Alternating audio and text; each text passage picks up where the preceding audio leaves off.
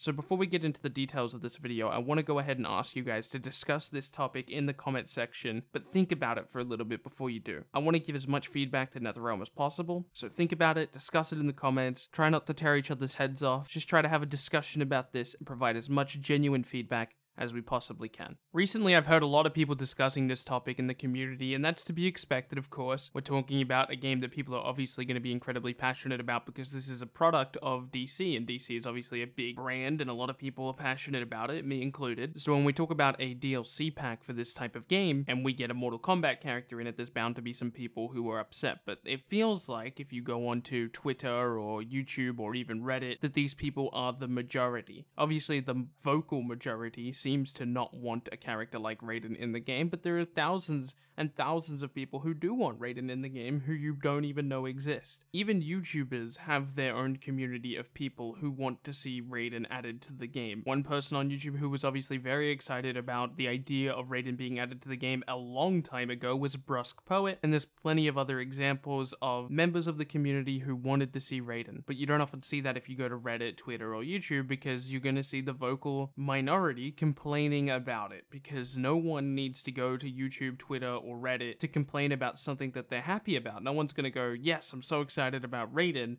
in a Twitter video, a YouTube video, or even a Reddit post, because they're not looking for anything to get changed. Obviously, some people will voice their excitement, and that's awesome, but obviously a lot more people are going to voice their disapproval because they're trying to get something to be changed. In the future, they don't want this to happen, so they're obviously going to be a little bit more vocal about it. That's why you see so many people complaining about it, even though the people who are complaining about it are actually probably a minority. Because again, if they were a majority, NetherRealm would just stop doing this because they would see a significant dip in DLC sales. Now you could argue that most people have the Ultimate Fighter Pack thing, so they're gonna get the DLC character anyway, and they're starting to take steps towards that in order to reward you, even if you're not excited about that specific character. So in this case, with Raiden, if you weren't excited about Raiden in particular, you now get a Black Lightning Premier skin completely for free. You get him if you already own the Ultimate Fighter Pack. Or the Ultimate Pack, sorry, it's not actually called the Ultimate Fighter Pack. How awesome is that? But I see a lot of people talking about who it should have been. Raiden should not have been the DLC character. Raiden should be the Premier skin. Black Lightning should be the character. And obviously everyone's allowed to have their opinion. In my ideal world, I think I would have preferred, I'm not even sure who I would have preferred to be the actual character.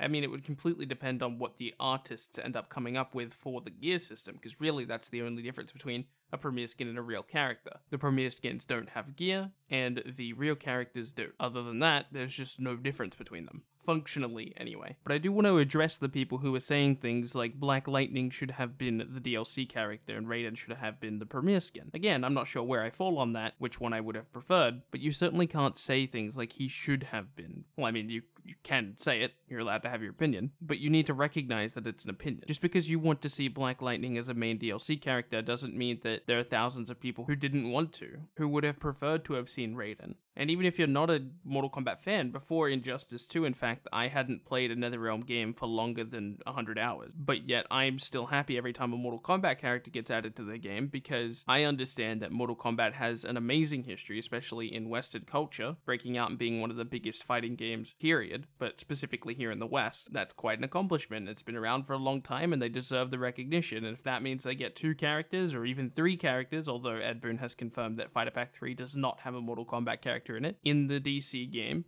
then that's fine. I'm okay with that, especially if we end up doing things to help compensate for that. Like, for example, adding Black Lightning as a Premier skin. It is kind of a tiny bit of a disappointment that Sub-Zero didn't end up getting a Premier skin, but the only people he could have had a Premier skin for is perhaps maybe a meta-human version of Captain Cold, which we couldn't end up getting because Captain Cold was a playable character in the main roster, and he was not the meta-human version, he had his gun. Regardless, my overall arching point for all of this is that it's very hard to tell where the community actually stands. I know it's easy to look at YouTube and Reddit and Twitter and see the outrage that people have for a character like Black Lightning being a Premier skin instead of the full character, and having Raiden be a Mortal Kombat character in the DC game, and seeing people say things like this is practically Mortal Kombat versus DC 2, but you need to be careful when you look at stuff like that and realize that that doesn't necessarily mean that the entire community is upset about this. And in fact, there are people who are very happy that they finally get to play Raiden, and I'm one of them, especially after seeing that super animation and that outro. The character looks very, very enjoyable, and I'm excited to see what Black Lightning does for his super,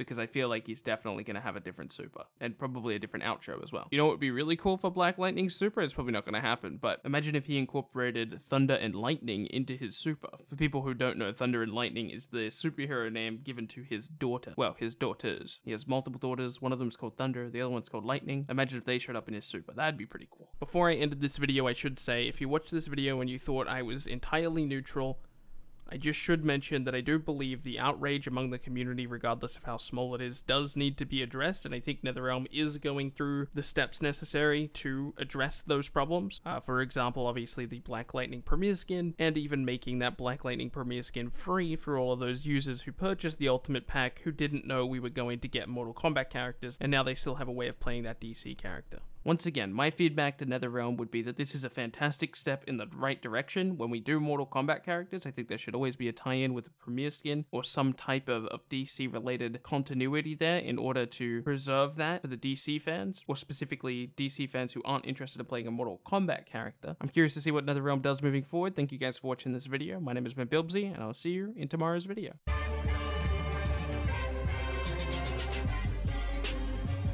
Holy mackerel.